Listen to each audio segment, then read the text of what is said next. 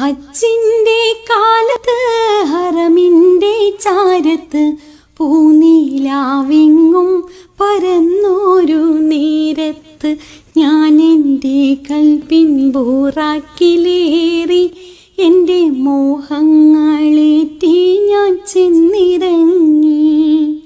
ഹജ്ജിന്റെ കാലത്ത് ഹറമിന്റെ ചാരത്ത്